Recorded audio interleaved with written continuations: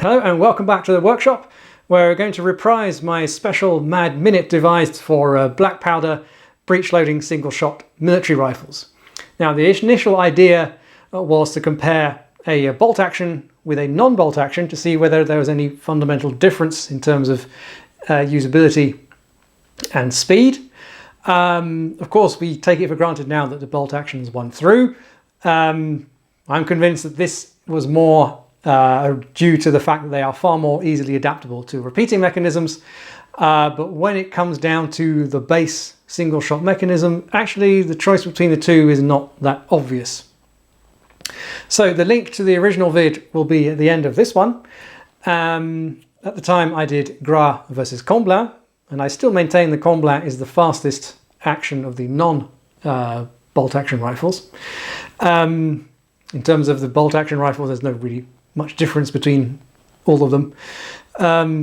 So that was that one, and I mentioned that I had a Werder, Bavarian Werder, the Blitzgewehr, so called due to its reputed high rate of fire.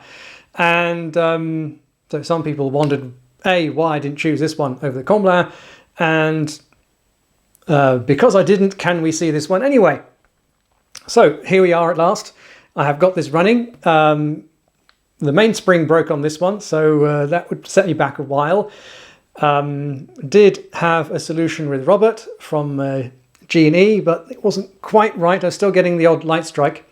But Al Clark of Go Devil Garage in East Shodak, or Skodak in New York, sorted me out with he made me a new spring and sent it out here really quickly.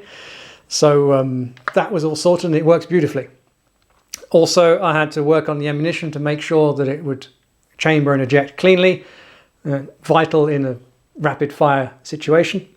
So finally this is ready. How does the Mad Minute work if you don't want to watch the other vid? Quite simply, 1 minute, I start from loaded, action cocked, and I reload from a pouch. So trying to recreate the average infantryman loading from his pouch, bringing the rifle down slightly to reload, because that was what they did back then. There was no keeping the firearm on the shoulder if possible. Now with the Comblain and Gras, this isn't possible anyway, because you'll get either a hot case in the face or the bolt.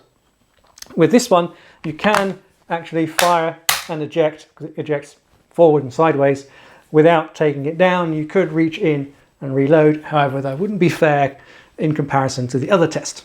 So let's see how I get on.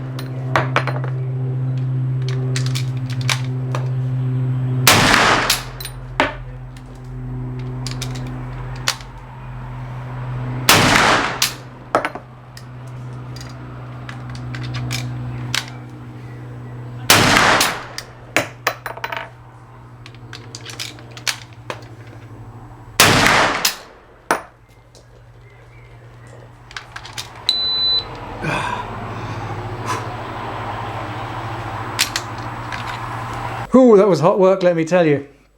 Now, that was 10 rounds off cleanly. Debatable whether I could have got that 11th round off if the cartridge number 2 had come cleanly out of my pouch. I didn't have to fish around for a second. We'll never know. I'm pretty sure that a trained infantryman would have got that 11th off, possibly 12 at the most.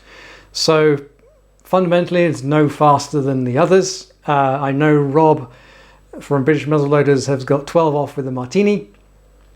I'm really hoping he publishes that sometime. Hint. So there we have it. Blitzgewehr, yes.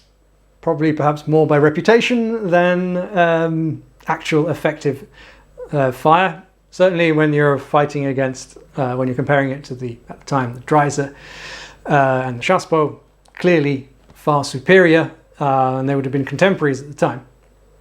And clearly it would be faster than any of the side lock actions, something like the Vandal or the Peabody, anything that's got a second hammer that you've got to cock. This one has a hammer too, but it's got the ejection.